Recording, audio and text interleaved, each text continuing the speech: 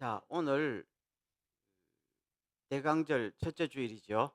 대강절이라 그러면은 크리스마스에 오신 예수님을 미리 기다린다 하는 의미에서 첫째, 둘째, 셋째, 넷째, 그리고 성탄절이 되겠습니다. 자, 오늘 요한복음 말씀으로 하나님의 메시지를 듣겠습니다.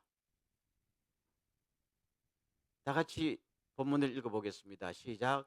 유대 사람들의 대제사장들이 빌라도에게 말하기를 유대인의 왕이라 쓰지 말고 자칭 유대인의 왕이라 쓰십시오 하였으나 빌라도는 나는 쓸 것을 썼다 하고 대답하였다. 오늘 제목이 십자가는 우리 삶의 새로운 기준입니다. 새로운 희망입니다. 라는 제목으로 말씀을 드리겠는데요. 오늘 내용이 요한복음 19장입니다. 요한복음 19장은 예수님께서 십자가에 달리시는 장면을 쭉 묘사를 하고 있습니다. 십자가 처형을 할 때 십자가 처형하는 예수님의 머리 위에 무슨 죄목으로 이 사람이 사형을 당하는가라는 걸 썼겠죠. 그럼 예수님의 죄목이 뭐였어요? 예수님의 죄목이 뭐라고 써놨어요? 유대인의 왕. 유대인의 왕이라는 것은 로마의 반역자다 그 말이죠. 로마의 식민지였으니까 유대인들이 자기들의 왕을 삼았다는 것은 있을 수 없는 일이죠. 역적이란 말입니다. 그래서 예수님을 십자가로 몰아갔던 것입니다. 그래서 빌라도도 유대인들의 취지를 받아들여서 예수님의 제목 위에다가 유대인의 왕이다. 히브리어, 라틴어, 그리스 세 나라 말로 썼었어요. 그랬더니 대제사장들이 찾아와서 아니다. 자칭 유대인의 왕이라고 자칭을 붙여라. 라고 푸시를 하니까 베드로가 하는 말이 빌라도가 하는 말이 노라는 거절 아니에요? 나는 내 할 도리를 다 했으니까 가라. 했단 말입니다. 그럼 빌라도는 왜 이렇게 그들의 요구를 거절했을까요? 첫째 기분 나쁘고 자기는 예수를 놓아주려고 했잖아요. 근데 저들이 압력이 들어오면은 자기가 안전자리가 불안해진단 말입니다. 유대인들은 꼭 돈 한 팽이하고 대표자를 가지고 로마 황제까지 찾아가거든요. 이 사람 때문에 우리나라가 폐하에 뭐가 하면서 쫙 이야기하면 로마 황제가 듣고 그렇지 하면서 이 사람을 좌천시키면은 안 되잖아요. 그래서 아무리 자기가 총독이지만은 백성들의 지도자가 압박을 하니까 안 들어줄 수 없어서 사형 판결을 내렸는데 기분은 이럴 때 기분 나쁘다 안 하고 기분이 더럽다. 굉장히 더러운 기분이죠. 그럼 또 요구하니까 아니다라고 했잖아요. 그럼 이 빌라도의 마음에는 뭡니까? 딱 그거예요. 너희들이 너희들의 왕을 나보고 죽여달라고 했지. 너희들의 소원을 들어주는데 뭐가 또 불만이야? 그거잖아요. 너희들은 이 정도 민족밖에 안 되느냐? 너희들은 죄 없는 사람을 십자가에 죽일 정도로 뭐 하는 거냐? 이렇게 나오는 거예요. 이게 빌라도의 아주 신랄한 비판이 담겨 있는 겁니다. 그렇죠? 그러면 요한복음 전체의 메시지는 이걸 통해서 우리들에게 뭐를 줄까요? 성령님의 입장, 그러니까 요한의 입장에 보면은 요 짧은 퀴즈를 통해서 우리들에게 뭐를 전달하고 싶은 거예요? 간단합니다. 예수가 진짜 왕이다는 겁니다. 십자가에 힘없이 달리신 예수가 모든 인류를 구원하시는 진짜 왕이다. 예수님께서 전번 시간에 말씀했지요. 나는 진리를 위해서 왔고 내 나라는 세상 나라가 아니고 세상에 속한 나라가 아니면은 뭡니까? 하나님의 나라, 진리의 나라라는 거예요. 그래서 성경 말씀은 한쪽에서는 왕이라 그러고 한쪽에서는 너희들이 왕을 왜 주겠냐? 서로서로 혹신가 혹신 싸우지만은 이 메시지는 이 세상은 빌라도나 제사장들이나 다 합작해서 참된 왕을 십자가에 죽였구나. 그러나 그분은 진짜 왕이었다. 우리들에게 전해주고 있는 것입니다.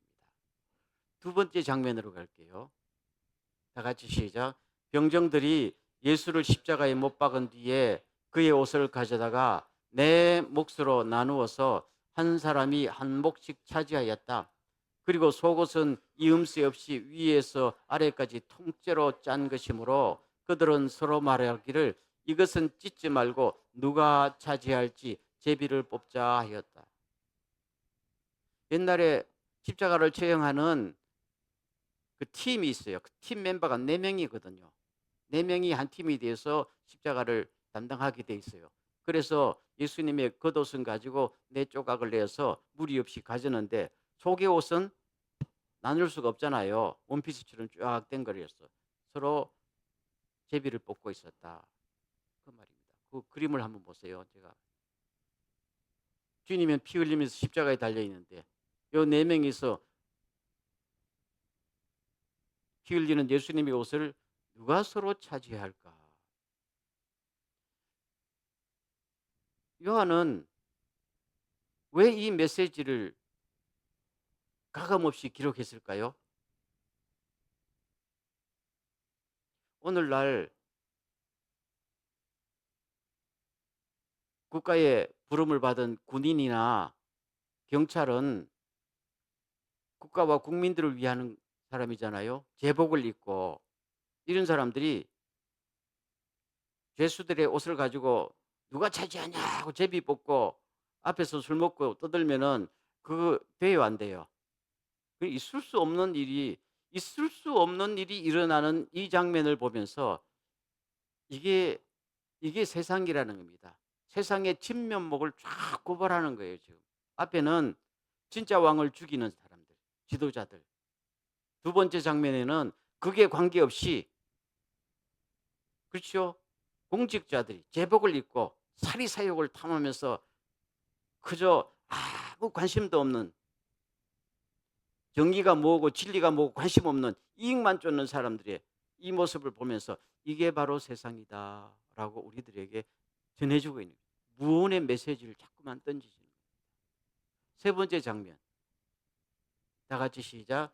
예수께서는 자기 어머니와 그 곁에 서 있는 사랑하는 제자를 보시고 어머니에게 어머니 이 사람이 어머니의 아들입니다 하고 말씀하시고 그 다음에 제자에게 자 이분이 내 어머니시다 하고 말씀하셨다. 그때부터 그 제자는 그를 자기 집으로 모셨다. 그럼 이거는 세 번째 장면은 뭘 말하는가? 예수님의 마지막 지금 행동이지요. 왜 예수님은 자기 어머니를 제자에게 맡기셨을까요? 예수님의 동생들이 장성한 동생들이 남동생만 4명, 여동생이 2명이 있었단 말이에요. 당연히 아니 유대인의 특성상 당연히 자녀들이 섬겨야지요. 그런데 제자에게 맡깁니다. 제자에게. 아직도 결혼도 안 한 제자에게 맡겨요. 이게 가능한 일입니까? 예수님도 이 정도 상식은 있어요. 근데 왜 예수님은 파격적으로 자기의 어머니를 제자에게 맡기면서 자, 이제부터는 너의 어머니다. 그러니까 또 요한은 알겠습니다 하고 그날부터 자기 집에 모셨어요. 뭘 말하는 거예요? 이제부터는 해쳐 모인다는 이야기입니다. 가족 관계가 변할 거라는 이야기. 예수님께서 일찍이 말씀하셨죠. 누가 나의 가족이냐라고 물으셨죠. 누가 나의 어머니며 누가 나의 형제들이냐? 아버지의 뜻대로 하는 사람이 나의 가족이란 것입니다. 이제 완전히 그 경계선에 섰습니다. 이제부터는 이 땅 전체에 새로운 희망이 될 씨앗이 필요하고 그 가족이 필요하고 그 공동체가 필요한 건데 그것은 혈연 관계가 아니고 뭡니까? 십자가 아래서 새로 태어난 하나님의 가족이 필요하다는 겁니다. 오직 지도자들도 희망이 없고 공직자들도 희망이 없는데 모든 백성들은 십자가에서 야유만 뽑아내고 있는데 오직 희망이 있는 것은 예수 그리스도를 중심으로 십자가를 품에 품은 새로운 가족, 영원한 가족만이 이 시대에 참된 희망이요, 이 시대의 변화에 참된 씨앗이 될 것이고 너희들이 그래야 한다라고 무언으로 보여준, 행동으로 보여준, 요한은 그 취지를 알았어요. 알겠습니다. 이제부터는 육신의 피가 아니고 하늘의 가족, 주님의 신앙을 가진 우리들이 새로운 신앙 공동체가 모여서 희망이 없는 사회에 희망을 줘야 됩니다. 알겠습니다. 그때부터 예수 운동이 일어나는 거죠. 본격적으로 일어났다. 요한복음은 굉장히 강하게 우리들에게 이 메시지를 던지고 주고 있습니다. 그럼 오늘 마지막으로 결론적으로 저는 두 가지, 이 새로 태어난 십자가 공동체, 희망 공동체가 뭐를 해야 될까, 두 가지를 말씀드리고 싶습니다. 첫 번째, 다 같이 읽겠습니다. 시작. 그리스도께서 모든 사람을 위하여 죽으신 것은 이제부터는 살아있는 사람들이 자기 자신들을 위하여 살아가도록 하려는 것이 아니라 사람들을 위하여 죽으셨다가 살아나신 그분을 위하여 살아가도록 하려는 것입니다. 이제부터는 누구를 위하여? 그분을 위하여, 그분만을 위하여서 살아가는 것이 새로 만들어진 신앙 공동체의 가장 큰 기준이요, 삶의 목표가 되어야 된다. 그렇죠? 사람은 누구를 위해서 사느냐에 따라서 자기 인생의 가치가 결정됩니다. 나를 위해서 살면은 내 인생은 뭡니까? 평생 나 이상을 넘어가지 못해요. 그럼 나에게 무슨 희망이 있어요? 나를 위해서 내 인생을 살면 무슨 미래가 있어요? 없지 않아요. 나를 위해서 죽으신 예수님을 위해 살면 모든 희망이 그 속에 있고 내가 예수님의 가치만큼 높아지는 것을 믿습니까? 다 그겁니다. 옛날에는 전부 자기만을 위해서 살았단 말입니다. 그래서 제사장도 신앙을 버리고 예수를 팔고 빌라도도 자기를 살기 위해서 예수님을 갖다가 내어주고 모든 병정들도 자기가 살기 위해서 서슴지 않고 죄를 지었지만은 예수님을 우리의 구주와 주님으로 모시는 여러분들은 이제부터 자기를 위해서 살지 마세요. 우리를 위해서 죽으신 예수님을 위해 살면 그것이 모든 일을 위해서 사는, 그리고 내 인생의 가치가 최고대로 올라가는, 누구처럼 올라가요? 예수만큼 올라가는 가장 가치 있는 삶이 될 줄로 생각하십시오. 아멘. 쉬운 건 아니지만은, 그리고 예수님을 위해서 산다는 것은 곧 누구를 위해서 산다는 거예요? 옆에 보세요. 옆에. 당신을 위해서 하는 겁니다. 따라하겠어요. 아, 내가 왜 당신을 위해서 살아야 돼? 바로 그겁니다. 여러분, 우리 하는 사람은 상식적으로 나는 나를 위해서 살아야지 내가 왜 당신을 위해서 살아야 돼? 이거는 변하지 않아요. 학교 교육이 그렇게 시킵니다. 결혼을 해도 남편은 아내에게 아니 당신이 나를 도와서 나를 성공시켜줘야지. 아내는 남편을 위해서 내가 이렇게 고생하려고 시집 온 줄 알아? 좀 더 편하려고 왔는데 그래 두닥두닥 싸우는 거 아니에요? 그런데 그걸 바꾸어 놓고 생각하면은 인생이 달라질까요? 달라집니다. 옛날에 추운 겨울날 눈이 엄청 오는데 한 사람이 길을 걸어가고 있었습니다. 가다 보니까 어떤 사람이 쓰러져 누워 있었어요. 못 먹고 추위에서 체온이 떨어지니까. 아휴, 나도 지금 눈길을 걸어가기가 너무 힘든데 저 사람 돌볼 수가 없지. 그냥 갔어요. 두 번째 사람이 지나가다 보니까 사람이 죽어가고 있거든요. 나도 힘들지만 이 사람 살려야 되겠다. 그래서 억지로 업었어요. 한참 가다 보니까 먼저 지나가던 사람이 얼어 죽었어. 근데 이 사람은 그 무거운 사람의 몸을 업고 가다 보니까 그 추운 겨울날에 몸에 뭐가 날까요? 땀이 막 나고 가다 보니까 얼어 죽던 사람도 같이 살았네. 두 사람 다 살았어.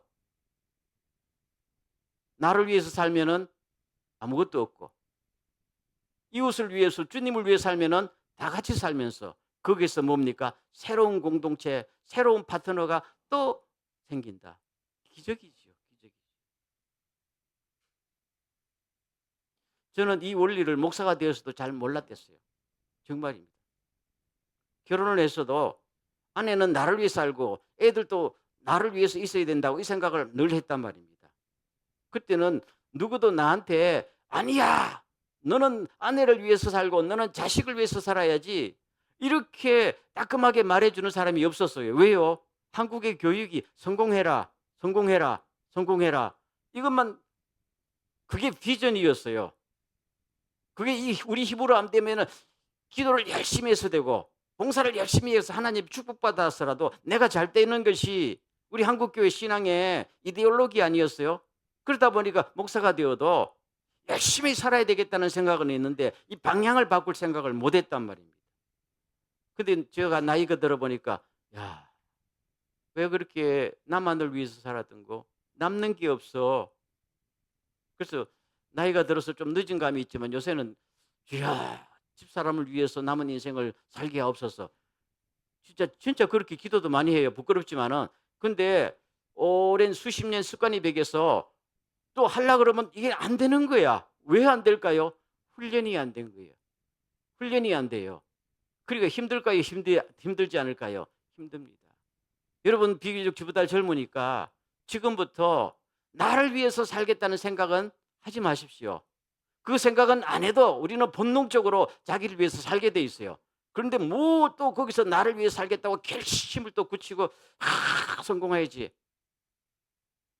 그렇지 않기를 바랍니다. 이제부터는 예수를 믿고 주 안에서 천국 가기를 꿈꾸는 새로운 공동체의 일원이 된 우리들은 이제부터는 나를 위해서 살지 마세요. 과거로서 충분합니다.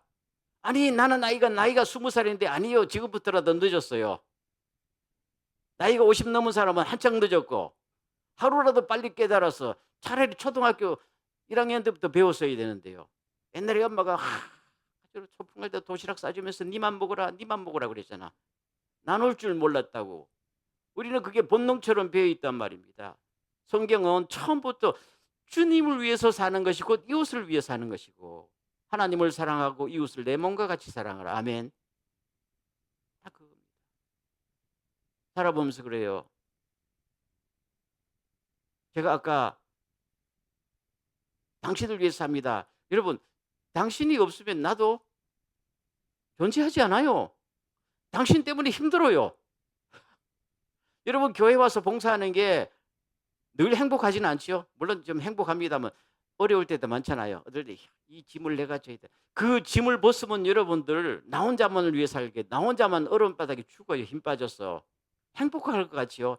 내가 남의 짐을 짊어지고 끙끙거릴 때 내가 거기서 회복이 됩니다. 아멘. 내가 거기서 살아납니다. 없던 힘이 생깁니다. 하나님의 축복이 주어지는 거예요. 그래서 주님께서 우리가 살 수 있도록, 그렇죠? 축복받을 수 있도록 우리들에게 숙제를 던져주는 것이 나를 위해 살지 말고 주님을 위해 사세요. 다시요. 주님을 위해 산다는 것은 뭐 주님이 안 보이잖아요. 그건 누구를 위해서? 내 옆에 있는 당신을 위해서. 남편은 아내를 위해서, 아내는 남편을 위해서, 우리는 각자 옆에 사람을 위해서. 내가 모르는 사람도 오늘 처음 만났지만은 당신에게 관심을 가지고 그 사람을 위해서 섬기다 보면 그 사람은 나의 어느덧 나의 파트너가 될 줄로 믿습니까? 주님의 놀라운 축복의 방법입니다. 그래서 새로운 공동체의 가장 삶의 기준은 이제부터는 그분을 위하여, 이제부터는 당신을 위하여, 이제부터는 교회를 위해서. 교회를 위해서. 그러니까 많은 사람들이 교회는 당신이에요. 교회에 무슨 실체가 뭐 있어요? 건물이 실체입니까? 조직이 실체입니까? 교회는 당신과 내가 모인 게 교회잖아요. 그래서 교회는 당신을 위해서입니다. 명확해졌죠. 그럴 때 우리의 모든 것들이, 우리의 가치가 누구처럼 높아집니까? 예수님처럼 높아집니다. 참 절대로 후회하지 않은 가치 있는 인생이 될 줄로 믿습니다. 두 번째, 시작. 내게는 우리 주 예수 그리스도의 십자가 밖에는 자랑할 것이 아무것도 없습니다. 그리스도로 말미암아 내 쪽에서 보면 세상이 죽었고 세상 쪽에서 보면 내가 죽었습니다. 이제부터는 누구만 자랑하라고요? 예수님만 자랑하십시오. 여러분, 내가 나를 자꾸 자랑하면은 뭐예요? 팔불출이죠. 그렇죠? 그거는 이상하지 않아요? 맨날 야, 내가 왕년에 내가 뭐 그리고 뭐 어쩌라고 자기를 자랑할 필요가 없잖아요. 나는 자랑거리 아니에요. 예수님을 자랑해야죠. 여성분들이 명품 가방을 자랑하면 어떻게 될까요? 그 사람의 가치는 가방 가치밖에 안 돼요. 가방을 자랑해야 자기 가치가 올라간다면 내가 얼마나 불쌍해요? 그렇죠? 내가 어떻게 명품 가방을 자랑하지 않으면 내 가치가 안 올라가요? 스스로를 깎아내리는 거잖아요. 여러분, 제가 여러분에게 설교하면서 여러분, 내가 얼굴도 잘생겼죠. 뭐 내가 사는 아파트가 얼마나 넓지요. 뭐 없지만은 예를 들면은 이렇게 자꾸 뭐 자동차도 뭐 롤스로이스를 타지요 하면은 여러분들이 나를 볼 때 어떻게 생각해요? 목사로 보일까요? 그렇죠? 그거 아니잖아요. 사람이 그 가치밖에 안 돼요. 우리는 예수님을 자랑할 때 내가 예수님처럼 올라가는 거예요. 아주 심플한 너무너무. 그래서 여러분, 사도 바울도 그랬지만 여러분 제발 여러분들을 자랑하지 마세요. 만물이 다 여러분의 것인데 뭘 자랑합니까? 그렇죠? 우리는 예수를 위해서 존재하고 예수님은 하나님을 위해 존재하니까. 여러분, 예수 안에 모든 건 있는데 뭘 하나 가졌다고 자랑하고 그거는 스스로의 품위를 낮추는 것이다. 앞으로 여러분 살아갈 때 오직 자랑할 거 있으면 예수만 자랑하십시오. 그럼 모든 문제가 해결됩니다. 교회 안에 들어와서 자꾸 나를 자랑하면 갈라지잖아요. 그렇죠? 가정에서도 갈라지잖아요.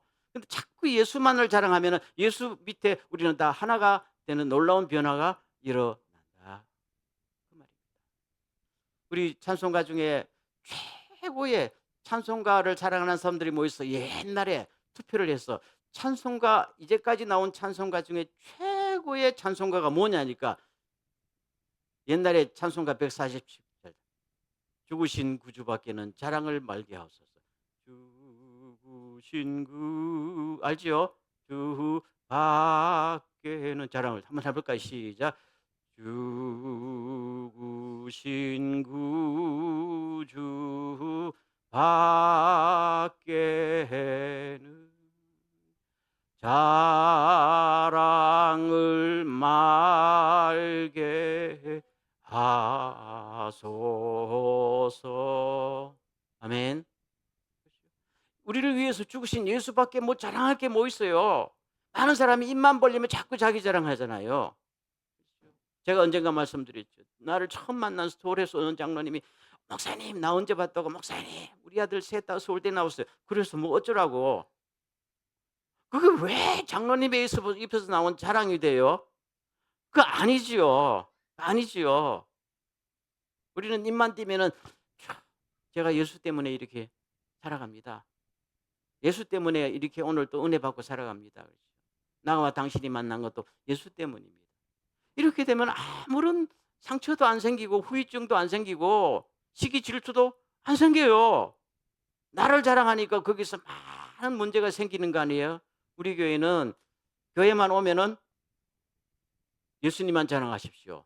그러면 사람들이 저 인간 낮추어 볼까요? 높이 볼까요? 이게 새로운 공동체에 주시는 두 가지 원리. 누구를 위해서? 예수님을 위해서, 이웃을 위해서. 두 번째는 누구만 자랑해요? 예수님만 자랑했어요. 나는 감춰도 예수님만 자랑하면 주님이 나를 높아십니다.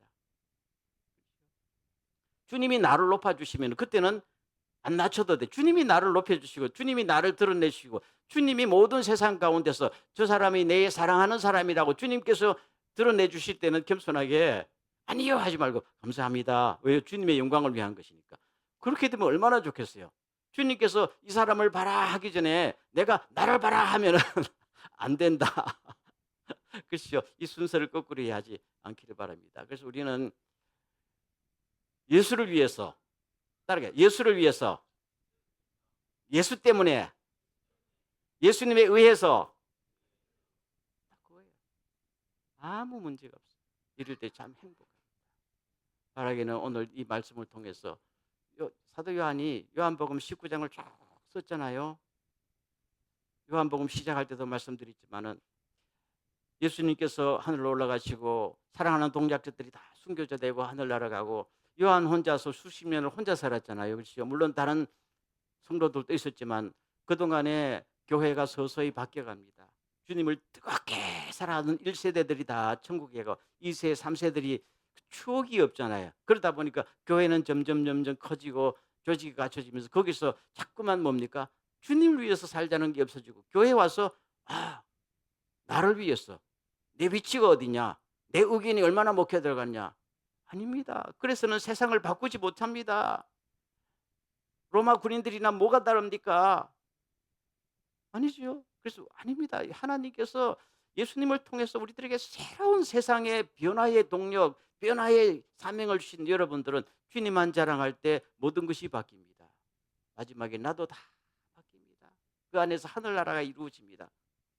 그래서 사람들이요, 초대교회, AD 1세기 교회가 아무것도 없어도 다들 교회 안으로 들어온 거잖아요. 그 정신을 절대로 잊지 마세요 하고 이걸 강조한 겁니다. 그 두 번째로 계속 주님만 자랑하십시오. 주님만 자랑하십시오. 앞으로 여러분들, 저는 그렇게 생각합니다. 저는 우리 도쿄 뉴처치가 하나님의 주님의 그 말씀대로 성경의 메시지대로 살아가기에 최적의 조건이다 하면 여러분들 아닌데요 하겠지만 저는 최적의 조건이다라고 생각합니다. 건물도 없지요. 사람도 별로 없지요. 돈도 별로 없지요. 가진 것도 없지요. 그러니까 자랑할 게 있어요, 없어요? 없잖아요. 내세울 게 있어요, 없어요? 없어요. 하다못해 뭐 우리 교회 한번 와보세요 그러면 뭘 보고 우리 교회로 오라는 거야? 감사절 때나 성탄절 때 도쿄 뉴처에 한번 오세요 그러면은 야 우리 교회 막 건물도 좋습니다. 하다못해 목사님이라도 좀 훤칠하게 생겨야 되지. 그것도 아니고 뭐 아무것도 없잖아요. 아무것도 없는데 그럼 딱 그거예요. 오면은 예수님을 만났습니다. 우리는 주님을 사랑하는 사람들이 모인 것입니다. 이분들이 와서 아무것도 없어도 와 보면은 이거는 세상 모임하고 다르네. 저분들은 참 주님을 높이는구나. 저분들은 사람들을 위로하고 격려하고 치료하는구나. 오니까 나도 모르게 마음이 다르구나. 세상 모임과 다르네. 이것만 느껴도 우리는 얼마나 성공입니다. 그렇죠?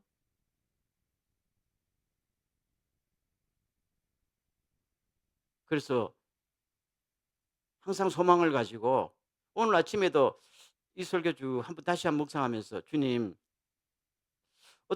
어떨 때는 야 우리도 막 큰 건물 하나 있고 뭐 있었으면 좋겠다는 생각이 없는 건 아니에요.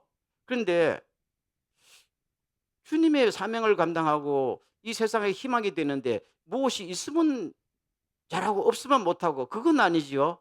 내게 능력 주시는 자 안에서 내가 모든 것을 할 수 있다. 이 말은 사도 바울이 감옥에서도 내가 할 수 있다는 거잖아요.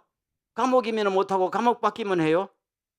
그러면은 내가 주의 일꾼이 아니지요. 그래서 우리는 주님 오히려 이런 때에 새로운 주님의 이 정신 가치를 갖다가 사람들에게 가감없이 표현할 수 있는 최적의 조건이 아니겠습니까? 동의를 안 하네요. 그렇죠? 그러니까 자유함이잖아요. 그렇죠? 대단히 자유하고 당당하고 또 교만하지 않고 가진 게 없는데 뭘 교만해요. 그러니까 항상 들어오면 주 예수 그리스도 안에서 우리는 하늘나라 같이 갈 수 있는 영원한 가족입니다. 당신이 있어야 나도 존재합니다. 아멘. 그게 행복한 거예요. 행복한 거예요. 당신이 없어도 나는 존재할 수 있어. 아유, 그건 아니죠. 혼자 늙어봐라, 혼자. 그건 아니지요. 오늘 우리들에게 이러한 하나님이 주시는 깨달음과 또 마음의 놀라운 감동과 소망이 함께하기를 간절히 소원합니다. 그래서 이번 성탄절 우리 안에 다시 한번 우리를 하나님의 가족으로 맺어준 하나님께 감사하면서 상대방에게서 따뜻한 사랑과 배려를 나누면서 힘을 서로 주고받는 그런 공동체가 될 수 있기를 간절히 소원합니다.